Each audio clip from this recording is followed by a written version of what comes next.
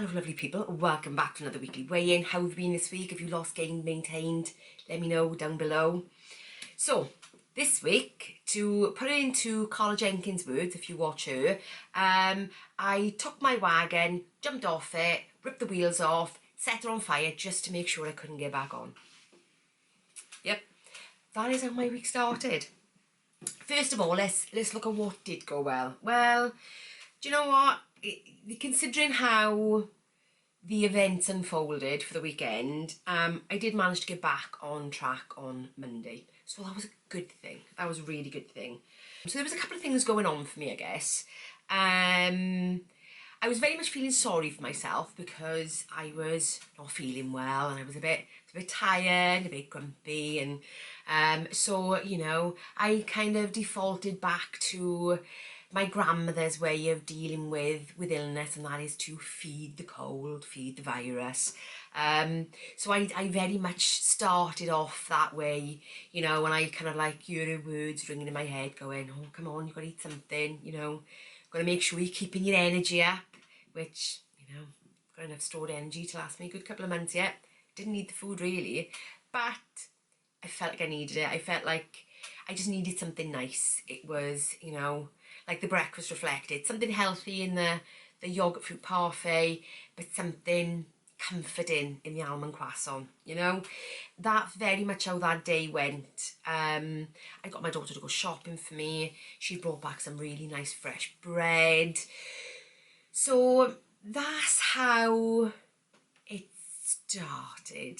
By the next day, I was feeling a little bit better, but I had descended even further into this self-rewarding kind of feeling. And it was really interesting because I knew that I was eating more than I should. I was eating more than I needed.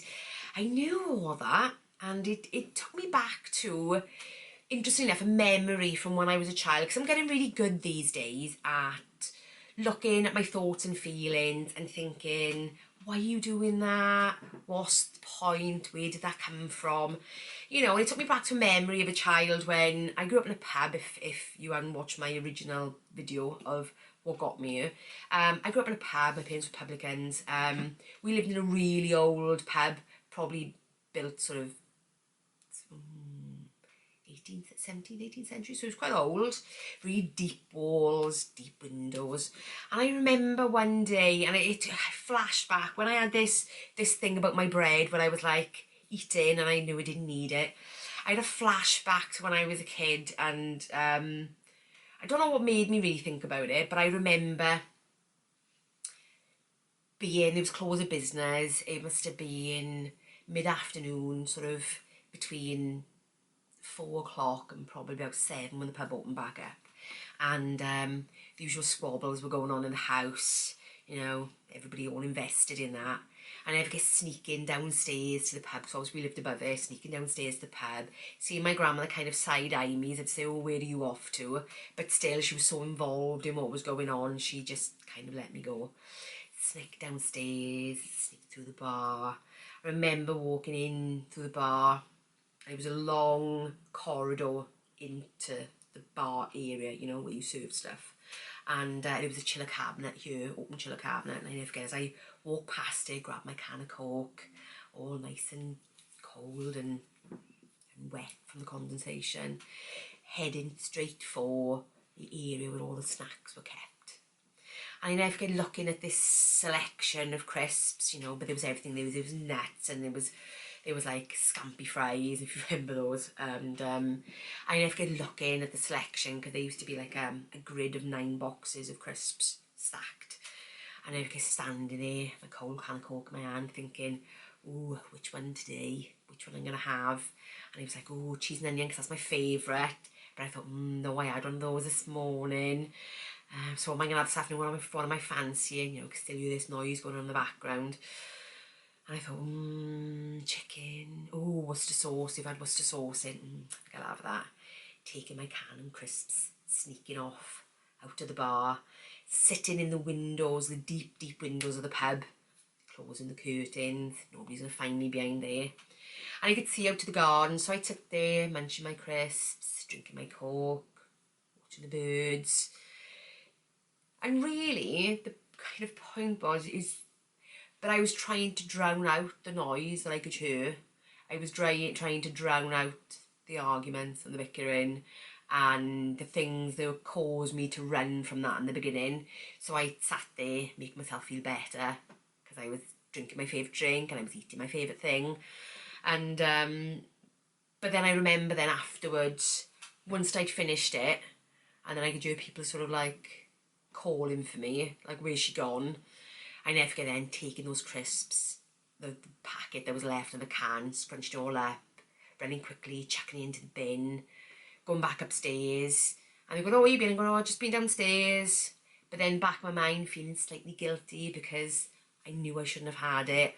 You know, I'd been told not to have them. But you know what? I was, 7 at the time. What 7-year-old listens? I wasn't listening. But then feeling slightly guilty because I've been told not to. But it was the only thing that made me feel better. And as I kind of thought about that story, I kind of thought, okay, so why have you remembered that now? What has provoked this? You know, what's this got to do with bread you're eating and now feeling guilty for because you've eaten too much of it? And then I kind of, because I'm good at going back now and looking over those thoughts and thinking, what is it? What is it about my environment currently that is causing me to have this reaction to it? And I suppose there was a couple of things going on.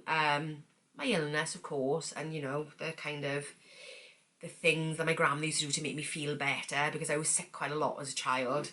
I suffered from raging tonsillitis, and I had every childhood condition and illness you could imagine, from mumps, measles, chicken pox, whooping cough, you name it, I had the lot.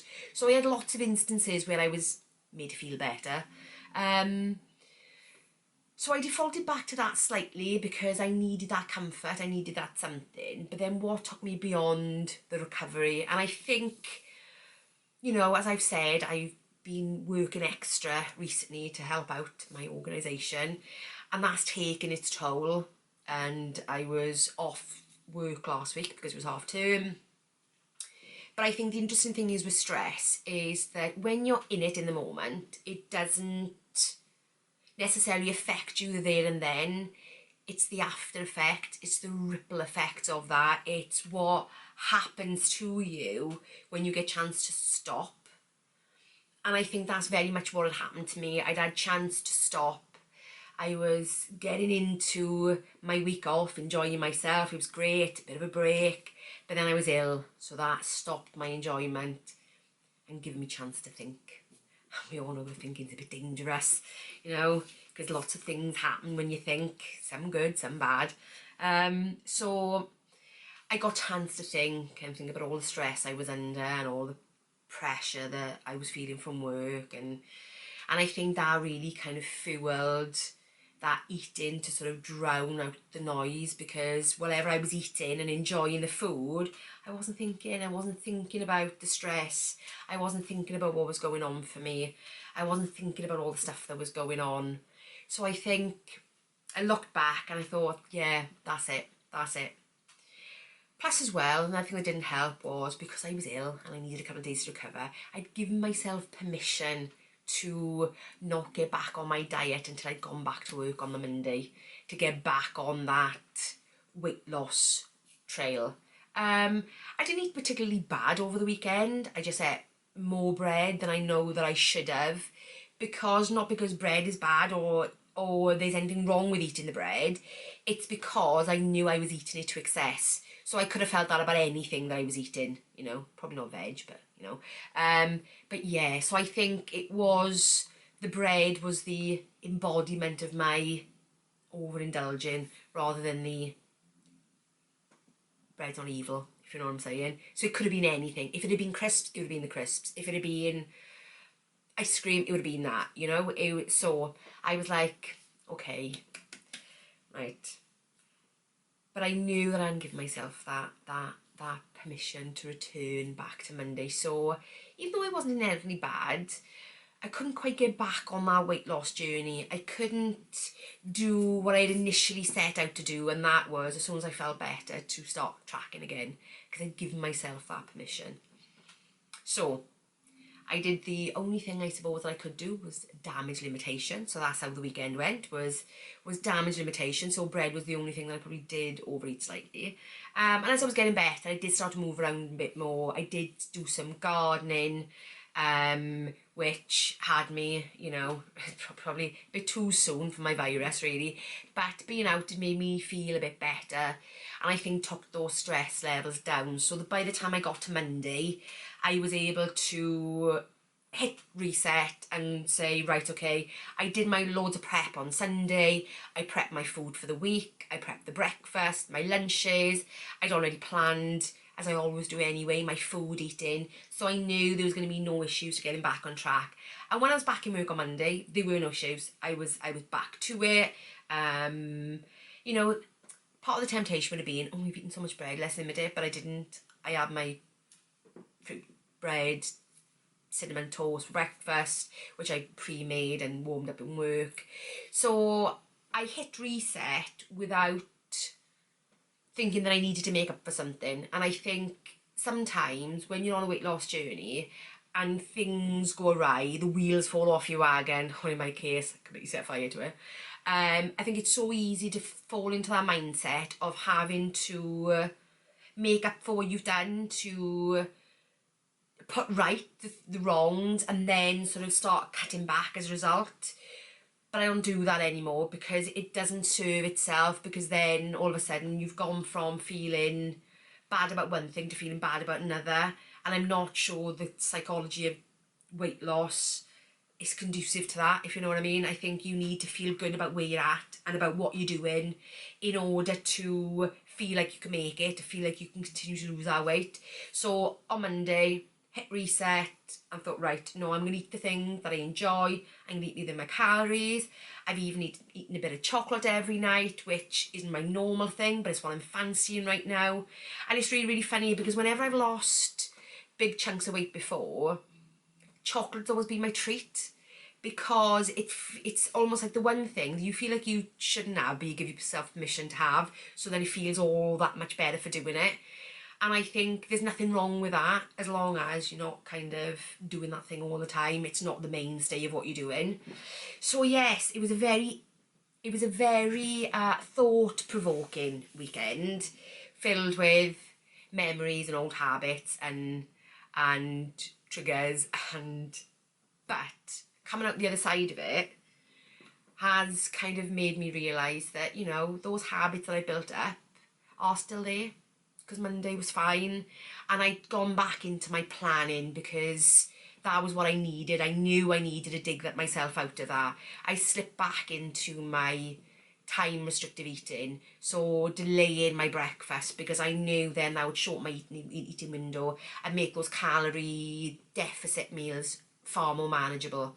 So the tools for getting back on track are still there. They're still working, and that is, make sure that you plan, that you make a decision to draw the line and start again, that you prep if you need to, that you find a way of managing the calories in that day. Now, whether, like me, is through time restriction, or whether it's through really super filling meals that you know work for you, but do meld what you can to make those first 3 days something that's positive, that is not filled with guilt, that's not trying to recover from what you've done previously, if that makes sense. So how did I actually do this week? Well, given the rather dodgy start to a week, or the half a week, I did manage to lose 0.4 of a pound. So was it the getting back on track? Was it the starting to reduce the damage and trying to limit the damage as sort of Sunday rolled around? Was it the fact that because I'd already started planning and prepping for the next day, that put me in a better mindset, so therefore I'd curbed those things a bit more? I don't know. Could have been a mixture of everything. But that is how the week has gone. So let me know how your week has gone. If you're struggling, what do you do to get back on track? Or are you still kind of like lost in the mire at the moment and still trying to figure out your reset, your journey, your fix, if you like? But anyway, let me know. And if you've enjoyed this video, give me a thumbs up, thumbs up for the algorithm, because, that's what'll spread it to more people. And if you're new around here, consider subscribing as I finish off the end of this journey with around about 2 stone-ish left to go. Yeah. Anyway, guys, I will see you next time.